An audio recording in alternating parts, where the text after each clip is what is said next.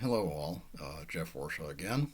Um, I've been reading a lot of top 10 and top 15 uh, science fiction and fantasy novel lists on YouTube, and I thought I'd like to post my own.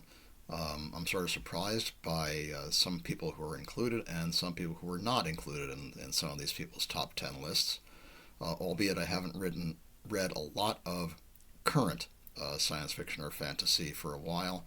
Um, Mostly due to financial circumstances. I have been reading science fiction for about 55 years and fantasy as well, and therefore I think I know whereof I speak. You can feel free to disagree with me. These are just my personal favorites. Uh, at number 15 is H.P. Lovecraft's The Dream Quest of Unknown Kadath. For those of you who only know Lovecraft as a horror writer, prior to his writing of what's become known as the Cthulhu mythos or the Yog-Sothoth cycle of myth, whichever you prefer, he wrote a series of more gentle fantasies, uh, which are the dream cycle, is what it's known as, and it includes this book and the Silver Key, Celiphae, and a couple of other stories, all featuring the hero Randolph Carter, who would later feature in a couple of horror stories, notably The Statement of Randolph Carter. Anyway, these are not anything like that. They're fantastic, wild, imaginative tales based more on Lord Dunsany than on any horror writers like Poe. Um, and they're just incredible. Reread this book at least once a year.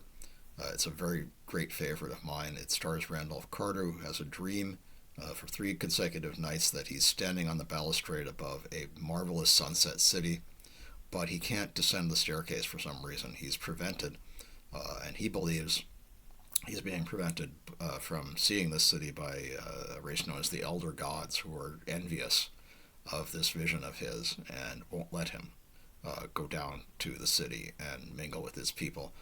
So he descends the 700 steps to the realm of deeper slumber and consults with some priests, and they tell him not to pursue this quest, that it's dangerous, that he's going to come up against very powerful beings, and he should just basically forget it.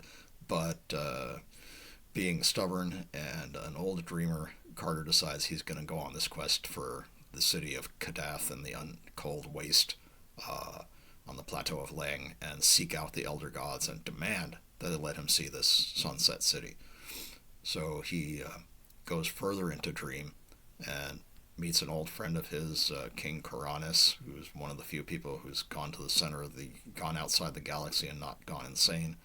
Um, he meets creatures called Zoogs, which are sort of like rats with tentacles on their noses instead of beaks, and they're sort of friendly and playful. He meets some not so friendly, playful creatures like ghouls, one of whom is the remnant of his former friend Richard Upton Pickman of Lovecraft's story. Uh, the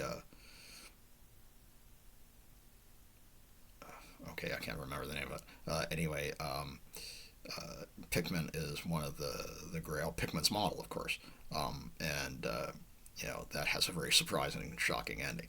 Um, Here, the ghouls are sort of his allies, albeit they're rather loathsome creatures who eat the dead. They are his allies in this quest, and he goes on this fantastic voyage through all these strange cities and meets these, terrible adversaries, night gaunts and ghouls and demons, and he perseveres through all these trials and finally makes it to the plateau of Leng and the city of Kadath, only to find that the Elder Gods have fled. Uh, they want his Sunset City. They don't want their marvelous castle in Leng anymore. Um, and so he's sent home by the infamous Nyarlathotep, who is the messenger of the gods. And there's sort of a surprise ending, which I won't ruin for people, but it has sort of a Candide-ish end that turns out that this fabulous Sunset City is merely something else, recollections from his childhood. Brilliant novel, really well read, interesting, engaging. It's this tale of As I argued once in a college paper, there's certain existential elements of it, and it's sort of an existential journey. And it's really a good novel. I recommend it to anyone who hasn't read it. Um, the next in my list, number 14, is Nine Princes of Amber by Roger Zelazny. People talked about books that changed their lives. This book changed me. I was given it by a camp counselor when I was in a very depressed state, and he knew that I liked science fiction and fantasy and gave it to me. He said, "This is not like anything else you've ever read," and he was right. Fantastic. I was immediately drawn into the story of Merle Corey, a guy who wakes up in the hospital, doesn't know who he is or how he got there, only that he's had some sort of an accident. Uh, Finds out through a series of strange circumstances, including attempted assassinations and car crashes, that he's not who he thought he was. He's Prince Corwin of Amber, one of 9 princes of Amber, which is the true world, and every other world, including Earth, is a shadow, quote unquote. And through a series of adventures and misadventures, he returns to Amber and is put through a series of tests and encounters his various relatives, who none of whom are really particularly trustworthy, particularly his brother Brand and his brother Eric. Were both kind of baddies, and but there are some good characters too, like his sister Flora and his cousin Fiona. Very interesting, very well written, fantastic. It's not like anything else you've ever read, I guarantee it. It's very gripping, it's realistic, it's strange, and a lot of fun. I have to say this because it bugs the heck out of me.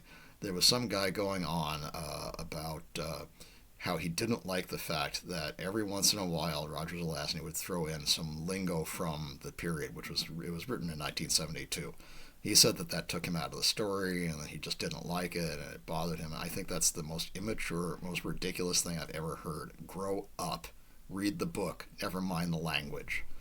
Uh, Number 13 is The Pastel City by M. John Harrison. Well, again, one of my favorite fantasy novels, but it's got science fiction elements in it too. It revolves around the adventures of a poet slash warrior named Tegius Chromis. T is in small letters, not capital, which I thought was interesting.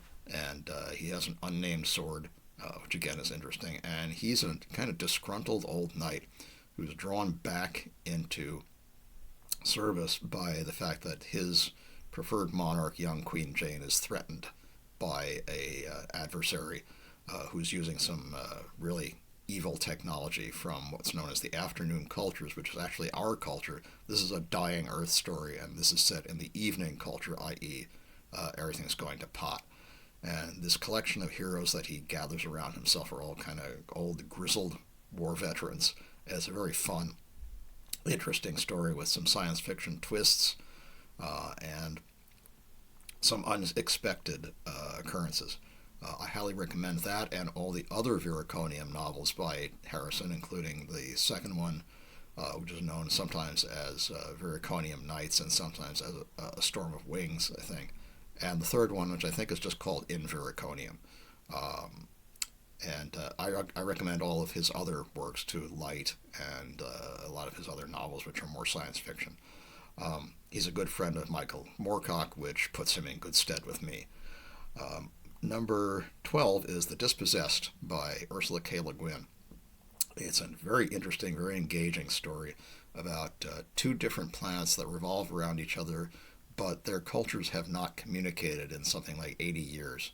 And they're sort of inimical. One is an anarchistic society, and the other is very conservative, sort of capitalistic.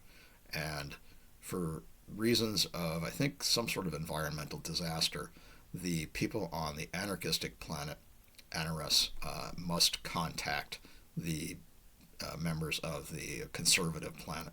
And they're kind of stunned by what they see when they go there, and their ambassador they send is sort of stunned by the differences in their culture and has to learn to navigate the ways that they think and the ways that they do things, which are completely different from the way they do it in the anarchistic society. It's a very thinly veiled version of the Israeli-Palestinian conflict, and I was allowed to read it by a high school teacher in place of a book about the Israeli-Palestinian conflict. And as long as I wrote a paper, which I did, and I got an A. And I highly recommend it. It's interesting, it's engaging, it's good science fiction all around, very natural, and a lot of good character development, which is Le Guin's forte. My other book that I'd recommend by her that's not on the list is The Lathe of Heaven, which is a great book about dreams and dreaming. Um, Number 11 on my list is Gate of Ivriel by C.J. Cherryh, whose work I absolutely adore. And I love everything. I've read every one of her novels, and I love all of them. But this one was particularly riveting for me. I really liked it because it's so original. It's a mix between science fiction and fantasy. It starts out in a sort of Conan-ish world with a guy named Vanya who is expelled from his tribe because he accidentally kills his brother in a sword fight, which his brother started, by the way. And now he is an outcast, and he's called what's called an Ilin, and this allows him to be adapted or made a slave, basically, by anyone who comes across him and wants him in their service, which is known as a Leo. And his Leo turns out to be a beautiful alien woman named Morgaine, who is actually not from his own world. And she carries a very strange sword known as Changeling, which seems to have a sort of a void at its tip. And her secret mission, as it were, is to seal off these sort of stargates that were opened by an alien race, and no one knows who created them or why, but they're creating havoc throughout the universe. And her mission upon Vanya's planet is to close off a gate. And they go through a series of interesting adventures. I highly recommend the entire series. Gate of Ivriel, Well of Sheowan, Fires of Azeroth, and Traitor's Gate particularly is a particular really great novel. Read everything by Cherryh. You won't regret it. She's fantastic. Best fantasy writer, best American fantasy writer, male or female, I think, in the past like 30, 40 years. Um, the next book on my list, number 10, is Rendezvous with Rama by Arthur C. Clarke. A fantastic novel about mankind encountering a huge alien megastructure. It's completely abandoned. They don't know who built it or why. And they send astronauts and go aboard and explore it and learn slowly about the things about the Ramans, like they do everything in threes. It's well written. It's interesting, well written, hard science fiction that's not overly technical or boring, and that says quite a lot. That was something Clarke was very good at. And he did write a couple of other sequels to it. I think one is Children of Rama, and it was really good. So I recommend that to anybody. Really good hard SF. And there isn't much hard SF on my list. Number 9 is The Martian Chronicles by Ray Bradbury. Fantastic. Can't say enough about it. Tale of dying Martians on a world that's almost completely lost its water, and humans arrive, and havoc sort of ensues. Very touching, deep, interesting tales written from the Martians' perspective, and sort of an anti-War of the Worlds. You know, we're sort of the bad guys in this one. I highly recommend it. Some really fantastic writing. One of the best Bradbury books, and that's saying a lot because I really enjoyed Bradbury. Number 8 on my book, Deathbird Stories by Harlan Ellison. Another book that changed me, shook me to my core. Series of really wrenching, interesting, funny, sad, crazy, passionate tales of different gods and what happens as a result of people worshiping them and what they do to society as a whole. And I really highly, highly recommend it. I once had a signed copy, which at last I no longer own. Number 7 is Dune, and that kind of speaks for itself, but Again, Frank Herbert's classic ecological novel about the planet Arrakis and people who are basically trying to destroy its environment for a substance known as spice or melange, which prolongs life and also has some very strange after effects for those who use it. Uh, it allows people to fold space. It allows spice navigators to take these huge starships through the galaxy at faster than light speeds. And it has great epic battles. It's a tale of Paul Atreides, who becomes the prophet Muad'Dib and rides the great sandworms and what happens to him. I'm sure you've seen the movies, or if you haven't, you should. Both of them are pretty good. I prefer Lynch's version, but again, that's just me. Um, Go read it. It's really good. You'll enjoy it thoroughly. The follow-up novels I don't recommend so much. They're kind of boring. But read Dune. Um, Six is the Foundation trilogy by Isaac Asimov, which I think of as one book because they read like one book. The story, great space opera, story of a future foundation, a future civilization that's based on telepaths versus non-telepaths, and the sort of conflicts that arise from this stress between the two different strata of society. And they star a very interesting kind of hero named Harry Seldon who keeps dying, and then it turns out he's not really dead, which is very funny and very interesting, and has kind of a surprising twist too as to who Harry Seldon really is not who you think he is. Go out and read them. Really good. Won't spoil it for anybody. Again, really, really terrific science fiction. Um, Number five, who knew that across the void of space, intelligence as vast, cold, and unsympathetic viewed our Earth with envious eyes and slowly and surely drew their plans against us. If you don't know what that's from, shame on you. War of the Worlds by H.G. Wells, one of the absolute classics of the genre. I first read it as a classic illustrated comic I was about 6 years old, and I ran to the Haworth Public Library and checked out the book and devoured it in a day. Again, just consumed it, even though I was unfamiliar with some of the Britishisms. But my friend John Law, who was British, helped me with some of those, especially locations and where things were in London, etc. Fantastic tale of anti-colonialism and how unprepared we might be for an invasion by a race of superior technology. Unparalleled, just unparalleled, absolutely required reading, period. Number four it's an unusual choice by me, but it's one of my favorites. It's The Penultimate Truth by Philip K. Dick. I'm a big fan of PKD. I've read literally everything he's written, and this novel always sticks out, and I like to reread it. It's a tale which is a confabulation of two um, uh, previous short stories, The Defenders and uh, In the Days of Yancey, which is In the Mold of Yancey, I'm sorry, which were two short stories that are slightly different. But the core of The Defenders is pretty much the same. There's been a World War III, but it wasn't as bad as everyone thought. A few cities were destroyed, but mostly the planet was spared, and those who survived are either people who were put down in these little, what they call ant tanks, which are survival shelters underground, and the people who live above ground in statewide demesnes. The people in the ant tanks build these robots called leadys, who they're told are robot soldiers fighting the war, and they're shown scenes of the war featuring a fake president named Talbot Yancey. To reinforce the fact that they need to build more leadys.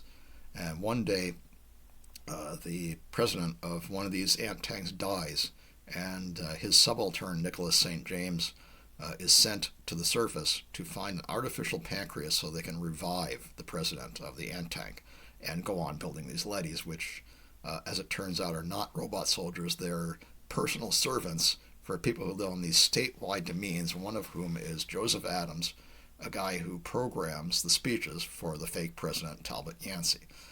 He's bored, he's disaffected, he doesn't like what he does, He's having trouble writing the speech because he just doesn't want to do it anymore. And ironically, the Nicholas St. James arrives in an area that's fairly close to where Adams lives, and so Adams ends up helping him out. And they go through a series of misadventures in trying to find this artificial pancreas, as all the artificial organs are hoarded by this really grotesque, horrible man called Stanton Bros, who constantly revives himself by implanting artificial organs. And there's all sorts of strange twists and turns, as is typical in Philip K. Dick. It doesn't make a whole lot of sense. The conclusion is sort of weird, but it's really good, and I highly recommend it. Number 3 on my list, again, I completely highly recommend it. Way Station by Clifford Simak is a tale of Enoch Wallace, a Civil War veteran born in 1840 who was recruited by an alien he calls Ulysses after Ulysses S. Grant to run a way station, literally, for aliens who are coming and going between Earth and other galaxies and star systems. They don't stop, they don't stay, they don't communicate with us, they just come and go. And his job is just to monitor them, make sure they have everything they need, make sure their environment is correct. You know, if they breathe gas, he has to make sure they have the right kind of gas to breathe, that kind of thing. They set this up in his house, and he has to live in a shed. His only companions, this is way out in the country somewhere, are these beings who are kind of holographic, who he calls shadow people, and a 20-year-old deaf-mute girl named Lucy, whose father is a brute, and she's also a telepath and has certain also telekinetic powers.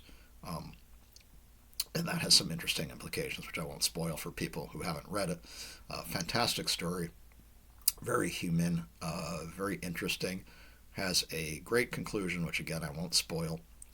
I really highly recommend. I recommend all of Simak's work, including City and particularly the novel Time and Again, which I thought of including on this list, but if it was a top 25, I'd list that one too. Time and Again, fantastic novel about destiny. Number 2 is Ringworld by Larry Niven, probably one of the best science fiction novels ever written. Absolutely fantastic.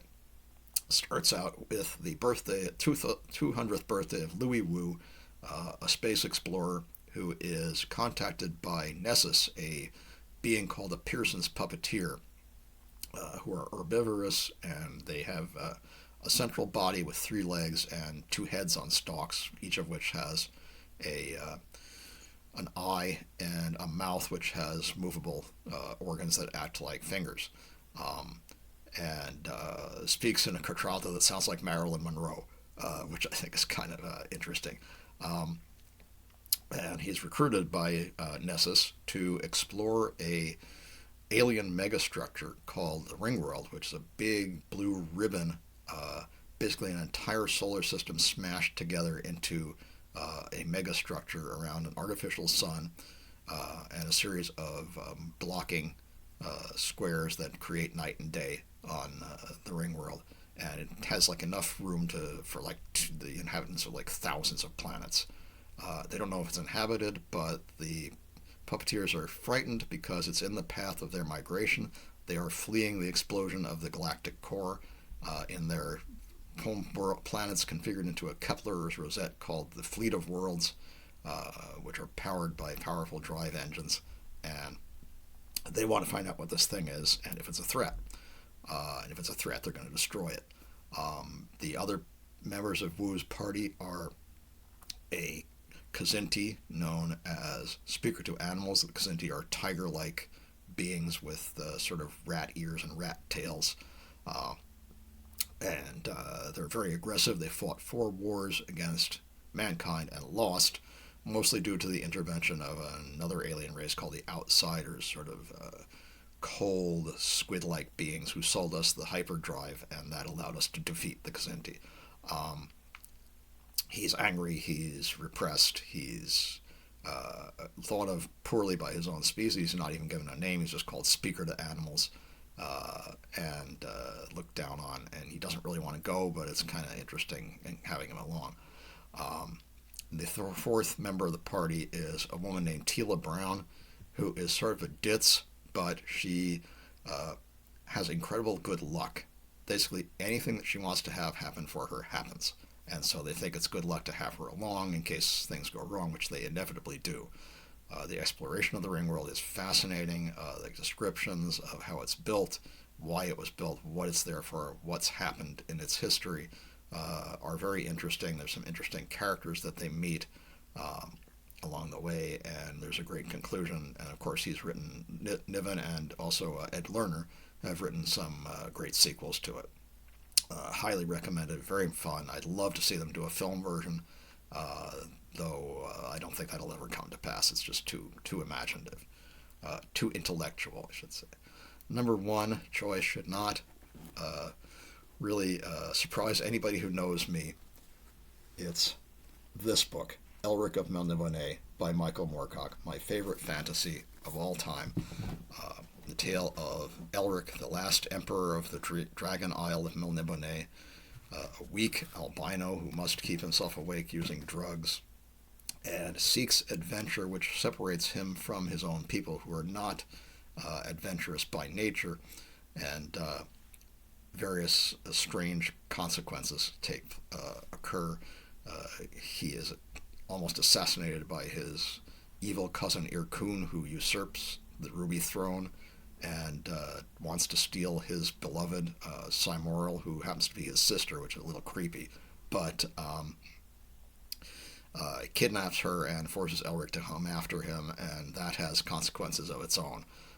Elric finally summons the demon lord Ariok, one of the lords of chaos, the lords of the higher worlds, and becomes his servant in return for defeating the promise to defeat Irkun, and to also possess the sword Stormbringer, which can in some ways counter Elric's weakness.